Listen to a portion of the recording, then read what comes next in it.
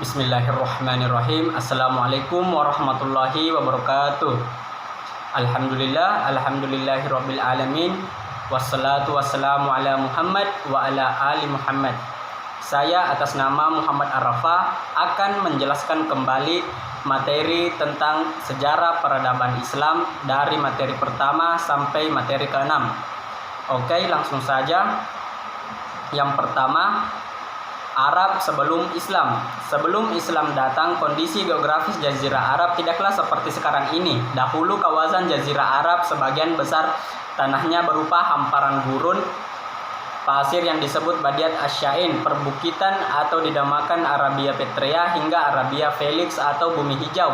Jazirah Arab dibatasi oleh Laut Merah dan Gurun Sinai di sebelah barat, Teluk Arab dan sebagian besar negeri Irak Selatan di sebelah timur, Laut Arab yang bersambung dengan Samudra Hindia di sebelah selatan, dan negeri Syam dan sebagian kecil dari negara Irak di sebelah utara. Meskipun ada kemungkinan sedikit perbedaan dalam penentuan batasan ini, luasnya membentang antara 1,3 juta mil persegi.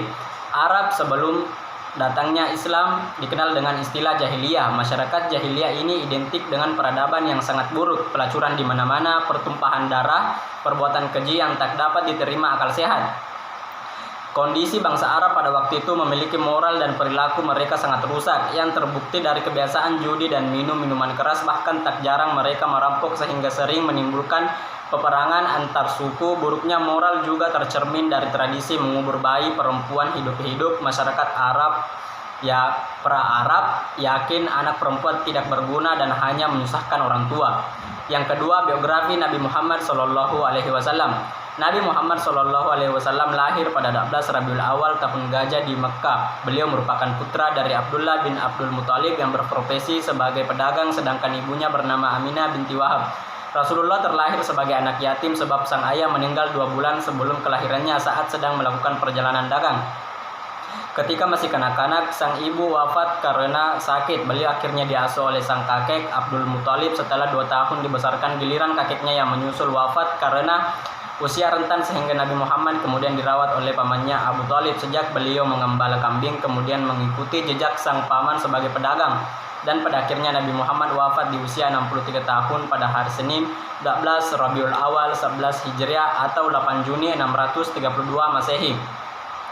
Nama-nama istri Nabi Muhammad SAW yaitu Khadijah binti Khalid, Saudah binti Zam'ah, Aisyah binti Abu Bakar, Hafsah binti Umar, Zainab binti Khuzaimah, Hindun binti Abi Umayyah, Zainab binti Jahsi, Raihanah binti Zaid bin Amru, Juwariyah binti Al-Harits, Ramlah binti Abu Sufwan, Safiyah binti Huwai, Maimunah binti Al-Harits, Maria binti Syama'un. Adapun putra-putri Nabi Muhammad yaitu Qasim, Abdullah, Zainab, Ruqayyah, Ummi Kulsum, Fatimah, dan Ibrahim. Sifat wajib yang harus diketahui yang dimiliki Nabi Muhammad SAW yaitu siddiq, artinya jujur atau benar, amanah artinya dapat dipercaya, tabligh artinya menyampaikan kebenaran, fatwah artinya cerdas, dan itulah sifat yang harus diketahui dari Muhammad SAW.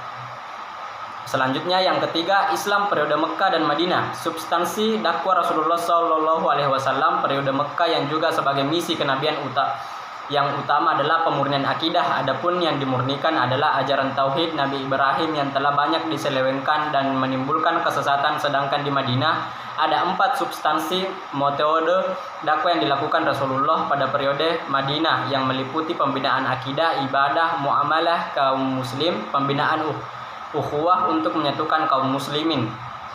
Saat di Mekkah, Rasulullah SAW berdakwah secara tertutup dan sembunyi-sembunyi, lebih mengutamakan dakwah tentang tauhid, yaitu mengesahkan Allah Subhanahu wa taala sebagai Tuhan semesta alam. Sedangkan di Madinah, Rasulullah SAW lebih terbuka terang-terangan dan lebih masif berdakwahnya. Kemudian kejadian Isra Miraj. Isra Miraj biasanya diperingati atau dirayakan setiap 27 Rajab yang merupakan bulan ke-7 dalam kalender Islam. Isra Miraj ini juga menjadi perjalanan spiritual Rasulullah SAW dari Masjidil Haram menuju Masjidil Aqsa. Kemudian Rasulullah SAW naik ke surga untuk memperoleh perintah sholat 5 waktu oleh Allah Subhanahu wa taala. Nabi Muhammad Shallallahu Alaihi Wasallam terus berusaha menjalankan dakwahnya.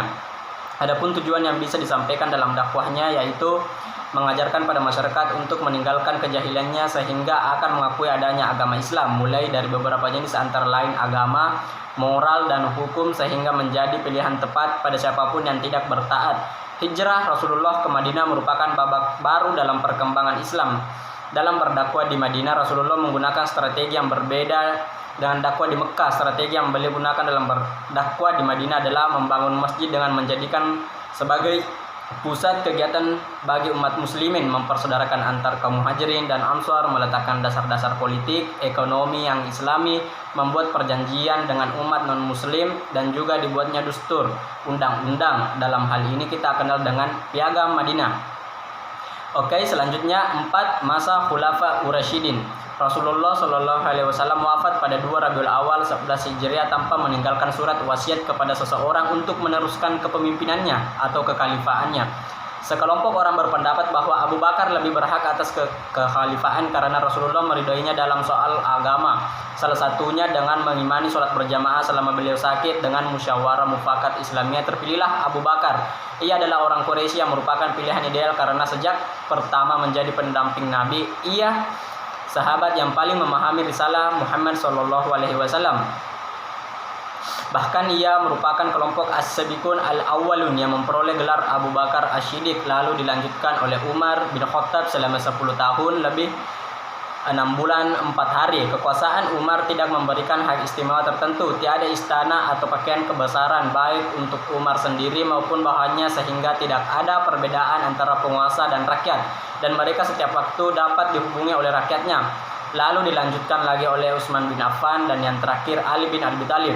Adapun tantangan yang dihadapi oleh sahabat Nabi sejak menjadi khalifah dapat dilihat dari masa kekhalifaan Utsman bin Affan, di mana konflik yang sangat banyak terjadi pada masa Khalifah Utsman bin Affan tidak lain karena politik dari sanak saudara dari khalifah yang ingin menguasai seluruh jajaran pejabat negara dan ingin menjadi penguasa di daerahnya masing-masing. Tapi di balik itu banyak kemajuan yang dicapai selama menjadi khalifah adalah menyusun dan menyeragamkan Al-Quran. Ketika Khalifah Utsman bin Affan memerintah, wilayah yang dikuasai oleh Khulafa Ur-Rasyidin sangat luas dan merenovasi Masjid Nabawi di Madinah menjadi lebih luas dan juga mendirikan beberapa masjid di wilayah lain. Di samping itu, Utsman bin Affan juga membangun bendungan untuk menjaga arus banjir serta untuk mengatur pembagian aliran air ke kota masing-masing.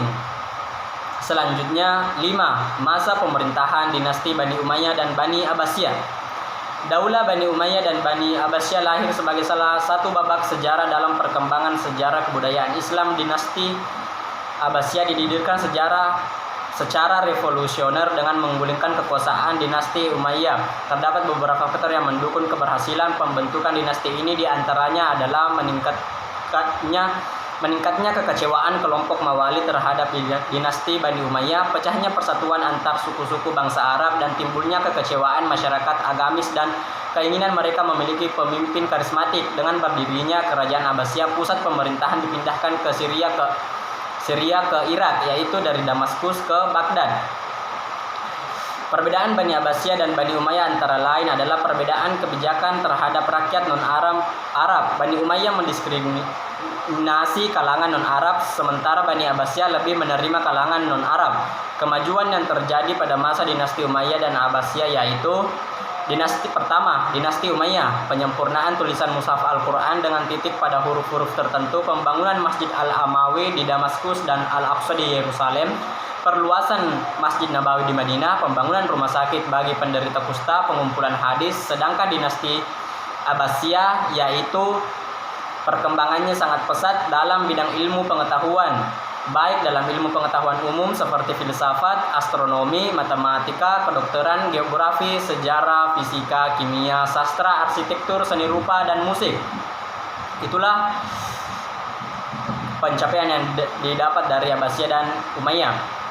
Dan selanjutnya, kehancuran dinasti Umayyah adalah klasifikasi sosial di mana kaum Mawali non-Arab memiliki status lebih rendah daripada mereka yang berasal dari Arab. Perlakuan diskriminatif ini menyebabkan kaum Mawali bergabung dengan gerakan underground Bani Abbas dan melakukan konfrontasi yang berujung pada keruntuhan Umayyah.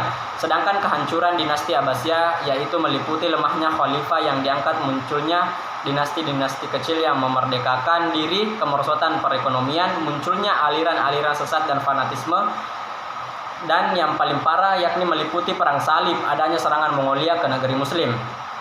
Dan materi yang terakhir yaitu masa disintegrasi. Disintegrasi merupakan suatu keadaan terpecah belah dari kesatuan yang utuh menjadi terpisah-pisah. Penyebab terjadinya disintegrasi pada masa kekhalifahan Islam di masa lampau yang yaitu diantaranya adanya dinasti-dinasti yang memerdekakan diri dari Baghdad, perebutan kekuasaan di pusat pemerintahan, dan munculnya 3 kerajaan besar Islam. Dinasti yang memerdekakan diri dari Baghdad, yang pertama yang berbangsa Persia, Turki, Kurdi, Arab, dan yang kelima yang mengaku dirinya sebagai Khilafah Umayyah di Spanyol dan Fatimiyah di Mesir. Faktor-faktor penting yang menyebabkan kemunduran Bani Abbas pada periode ini yaitu: 1. Luasnya wilayah kekuasaan Daulat Abbasiyah sementara komunikasi pusat dengan daerah sulit dilakukan. 2. Dengan profesionalisasi angkatan bersenjata, ketergantungan khalifah terhadap mereka sangat tinggi. 3. Keuangan negara sangat sulit karena biaya yang dikeluarkan untuk tentara bayaran sangat besar. Selanjutnya, sebab-sebab kemunduran pemerintahan Bani Abbas. Yang pertama, persaingan antar bangsa. 2. Kemerosotan ekonomi. 3. Konflik keagamaan. 4. Ancaman dari luar. Oke, itulah materi yang saya sempat sampaikan dari materi pertama sampai materi ke-6 tentang sejarah peradaban Islam. Saya atas nama Muhammad Arrafa. Lebih kurangnya mohon dimaafkan. Wabillahi taufiq wa hidayah. Wassalamualaikum warahmatullahi wabarakatuh.